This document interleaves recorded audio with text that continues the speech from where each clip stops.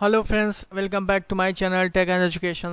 इस वीडियो को स्टार्ट करने से पहले आप सभी लोगों से मेरी एक छोटी सी रिक्वेस्ट है, जो मेरे चैनल पर नए हैं वो मेरे चैनल को सब्सक्राइब कर लें, साथ ही मेरे वीडियो को लाइक ज़रूर कीजिएगा, साथ ही शेयर अपने फ्रेंड्स के साथ ज़रूर कीजिएगा। तो चलिए स्टार्ट करते हैं इस वीडियो को और आप सभी लोगों से हम बात करते हैं कि इस वीडियो में हम किस टॉपिक से रिलेटेड बात करने वाले। तो इस वीडियो में हम लोग बात करने वाले हैं प्रीवियस ईयर क्वेश्चन पेपर, जो कि LLB कोर्स का प्रीवियस ईयर क्वेश्चन पेपर रहने वाला। इस वीडियो में मैं उससे रिलेटेड उस प्रीवियस ईयर क्वेश्चन पेपर आप लोग के सामने शो करूंगा और बताऊंगा कि प्रीवियस ईयर मीन्स पिछले ईयर किन किन टाइप्स के क्वेश्चन एलएलबी के सब्जेक्ट यानी कि कॉन्स्टिट्यूशन ऑफ इंडिया सेकेंड में जो है पूछे गए थे। तो उससे रिकॉर्डिंग ये वीडियो रहने वाली। तो चलिए स्टार्ट करते हैं। उससे पहले रिक्वेस्ट है कि आप सभी लोग इस वीडियो को टिल एंड तक जरूर देखिएगा। चलिए आगे बढ़ते हैं। देखिए ये हमारा जो है क्वेश्चन पेपर रहने वाला है, ठीक है। इसको थोड़ा अच्छे से कर दे रहा हूँ, ठीक है। तो ये कॉन्स्टिट्यूशन लॉ का सेकंड पेपर है, जो कि 100 मार्क्स होने वाला है। 3 आवर्स मीन्स आपको 3 घंटे दिए जाएंगे। 3 घंटे के अंदर आपको ये क्वेश्चंस को जो है उससे अटेम्प्ट करना रहेगा, ठीक है। बात करते हैं कि कौन कौन से टाइप के क्वेश्चंस आप लोगों से यहाँ पूछे जाएंगे। तो चलिए सेक्शन मीन्स यहाँ पे सेक्शन जो ए है, ठीक है, ये आपका लघु उत्तरीय मीन्स शॉर्ट टाइप का क्वेश्चन यहाँ पे पूछा जाएगा।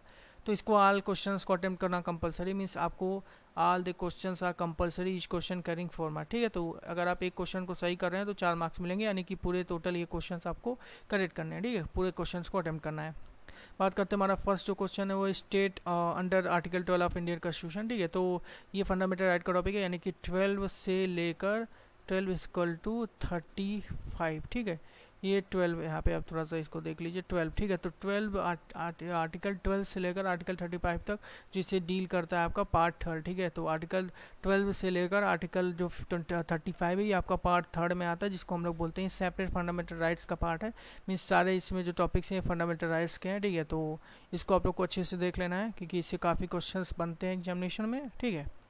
चलिए हम लोग आगे बढ़ते हैं। जो सेक्शन मीन्स बी है वो जुडिशियल रिव्यू है, ठीक है। और बात की जाए थर्ड क्वेश्चन की, तो देखिए थर्ड बहुत ही डॉक्ट्रिन ऑफ सर्वेलेबिलिटी, ठीक है, पृथ्वीकरण के सिद्धांत को आपको एक्सप्रेस करना है। बात करें डी क्वेश्चन तो फ्रीडम ऑफ प्रेस यानी कि प्रेस की स्वतंत्रता के बारे में आपको लिखना है। बात करें आपका ई जो क्वेश्चन है जुडिशियल एक्टिविज्म, ठीक है, न्यायिक सही करता, ठीक है। तो इसको बताना है आप लोगों को।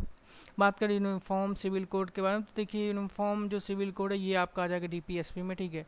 DPSP में आ जाएगा, DPSP, ठीक है। ये डी है, ठीक है, माफ कीजिए डी है।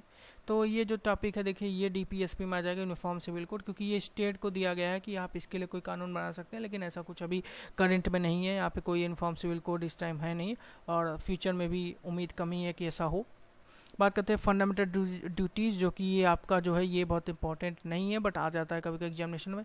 इसको डिफाइन किया गया है 51A में, ठीक है, याद रखिएगा 51A जो है इसमें डिफाइन किया गया है आपके फंडामेंटल ड्यूटीज़ को। तो ये एक तरह से आपका बहुत इंपॉर्टेंट नहीं है, मीन्स फंडामेंटल राइट्स की तरह ये नहीं है कि स्टेट को कंपलसरी है किसी आपको पावर्स मिलेंगे। मीन्स ये बेसिकली ऐसा होता है कि कुछ कुछ चीज़ें 11 पॉइंट्स दिए हुए हैं कि आपको अपने डिस्ट्रिक्ट में या स्टेट में रह रहे हैं कंट्री में, तो क्या क्या चीज़ें आपको करनी चाहिए अपने स्टेट के प्रति।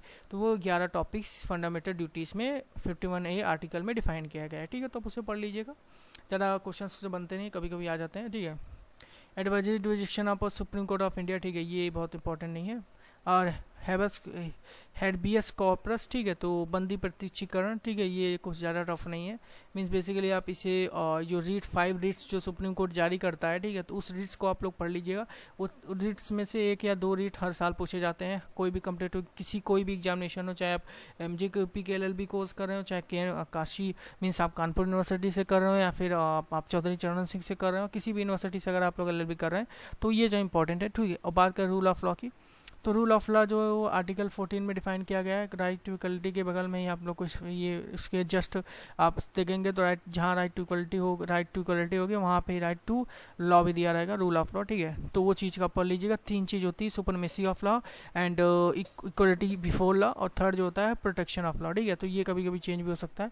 मैं चेंज होने का मतलब कि मैं जो प्रोटेक्शन ऑफ लॉ बता रहा हूँ ये क्या होता है कि इसमें बहुत 2-3 चीज़ें और हैं, तो उसको आप देख लीजिएगा। बाकी 2 जो है सुपरमेसी ऑफ लॉ और इक्वलिटी बिफोर लॉ, तो ये 2 इंपॉर्टेंट है। मीन्स ये 2 टॉपिक, तो 2 पॉइंट्स आपको यहाँ पे रूल ऑफ लॉ में लिखने हैं, तभी आपको अच्छा मार्क्स मिलेगा। अब बढ़ते हैं सेक्शन बी की तरफ। सेक्शन बी में क्या पूछा गया, देखिए इसमें आपको सिर्फ 2 प्रश्नों के उत्तर देने हैं, ठीक है, उससे 15 मार्क्स आपको मिलेंगे। बात करते हैं right explain right to equality, ठीक है। तो आर्टिकल 14 को आपको डिफाइन कर देना है अच्छी तरीके से, साथ ही इसके जितनी भी केसेस है, मीन्स 2-3 केसेस आप इसमें ज़रूर लिखिएगा फ्रेंड्स, जिससे आपको अच्छा मार्क्स गेन हो सके, ठीक है। तो अब बात करिए, ये भी आपका फंडामेंटल राइट्स का ही क्वेश्चन आ गया, ठीक है। Describe the extent of freedom of speech and expression under constitution with, ये आपका 21 में डिफाइन है, ठीक है फ्रेंड्स। 20 राइट टू फ्रीडम, ठीक है, right to freedom of speech, ठीक है। ये आपका जो है ये आर्टिकल 18 से 21 में डिफाइंड है, ठीक है। आर्टिकल 21 आर्टिकल 18 आप देखेंगे राइट टू फ्रीडम, तो उसमें ये डिफाइन किया गया फ्रीडम ऑफ स्पीच मीन्स आपको बोलने की आज़ादी है, तो वो freedom of speech and expression, जो कि आप लोग काफ़ी टीवीज़ में सुनते रहते हैं, right to freedom of speech, तो ये चीज़ भी आपका फंडामेंटल राइट में, आप इस आर्टिकल 18 को एक बार देख लेंगे तो आपको समझ में आ जाएगा, ठीक है। आगे बढ़ते हैं। तो यहाँ पे देखिए थर्ड क्वेश्चन क्या दिया हुआ है, ठीक है। थर्ड मैंने आपको बता दिया, थर्ड क्या है। फोर्थ की बात करें तो भारतीय संविधान के अंतर्गत प्राण एवं दैहिक स्वतंत्रता के अधिकार के क्षेत्र का विस्तार में विवरण कीजिए। तो right to life and personal liberty, ठीक है, ये 21 में डिफाइंड है, ठीक है। इसमें बहुत सारे पॉइंट्स हैं, means right to shelter, right to sleep, right to choose life partner, right to livelihood, right to lawyer, means बहुत सारी चीज़ें जो इसमें बहुत सारे पॉइंट्स दिए हुए हैं, तो आप इसको एक बार देख लीजिएगा, आर्टिकल 21 में डिफाइन किया गया इसे, ठीक है। बात करते हैं, ये आपका जो है freedom of religion is an guaranteed by the constitution, ये आपका जो ये भी फंडामेंटल राइट्स मीन्स पूरा सेक्शन भी आपका फंडामेंटल राइट्स है, ठीक है, पूरा, ठीक है। तो कुछ नया नहीं, फंडामेंटल राइट्स को आपको आर्टिकल 12 से लेकर 35 तक देख लेना है, बस आपका मार्क्स गेन हो जाएगा। आगे बढ़ते हैं सेक्शन 6 की तरफ, यहाँ पे आपको भी 2 ही क्वेश्चंस करने रहेंगे, ठीक है, 15 मार्क्स गेन होगा। ये PIL है, ठीक है, PIL को अच्छे से पढ़ लीजिएगा, पब्लिक इंटरेस्ट लिटिगेशन, ठीक है। तो ये PIL है, ठीक है, PIL को पढ़ लीजिएगा। बात करते हैं relationship with fundamental rights and directive principle of state policy.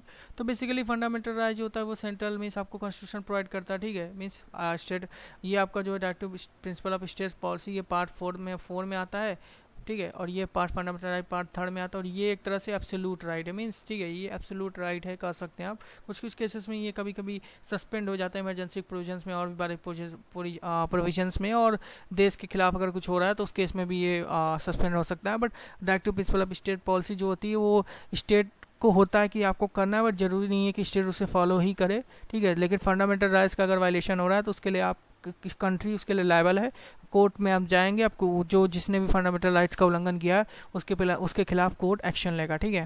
तो ये बहुत बड़ा बेसिक डिफरेंसेस है, बाकी आप लोग इसे अच्छे से देख लीजिएगा, ये आपको मिल जाएगा। बात करें what the help of describe the procedure for appointment of जज ऑफ सुप्रीम कोर्ट, तो ये चीज़ आपको पढ़ लेंगे यहाँ कि सुप्रीम कोर्ट का अपॉइंटमेंट कैसे होता है। बात कर लें हम लास्ट क्वेश्चन की तरफ, तो एक्सप्लेन द अमेंडमेंट प्रोविजन, ठीक है। देखिए इसमें कुछ नहीं है, 368 आप देख लीजिएगा, आर्टिकल 368 ऑफ इंडियन कॉन्स्टिट्यूशन, ठीक है। तो उसके तहत किसी भी चीज़ को आप अमेंड कर सकते हैं, मीन्स पहले क्या हुआ था ना फ्रेंड, देखिए केशव प्रसाद भारती के केस में क्या हुआ था, केशव प्रसाद भारती के केस में जो था वो डिसाइडिंग केस था, ठीक है। तो इसमें टोटल आपको 3 केसेस पढ़ने हैं, ठीक है। केशव प्रसाद भारती में क्या हुआ था, केशव प्रसाद भारती वैसे स्टेट ऑफ पंजाब में, ठीक है। इसमें क्या हुआ था कि इसमें सुप्रीम कोर्ट ने मान लिया था कि जो है आर्टिकल को आप संशोधित कर सकते हैं, मीन्स फंडामेंटल राइट्स को भी आप संशोधन कर सकते हैं कुछ स्पेशल कंडीशंस में। तो आर्टिकल 368 के तहत फंडामेंटल राइट में अमेंडमेंट मीन्स फंडामेंटल राइट्स में करेक्शन हो सकता है या उसमें भी अमेंडमेंट किए जा सकते हैं, ठीक है। ये आर्टिकल 368 में डिफाइन किया गया है। तो आर्टिकल 368% जिसके तहत राइट टू प्रॉपर्टी जो कि फंडामेंटल राइट हुआ करता था 2002 के पहले, लेकिन 2002 के बाद उसे हटा के 300 में इंडियन 300 इंडियन कॉन्स्टिट्यूशन में कर दिया गया। तो इससे आप लोग यहाँ पे समझ सकते हैं कि 368 के तहत का फंडामेंटल राइट्स का भी अमेंडमेंट किया जा सकता है, ठीक है फ्रेंड्स।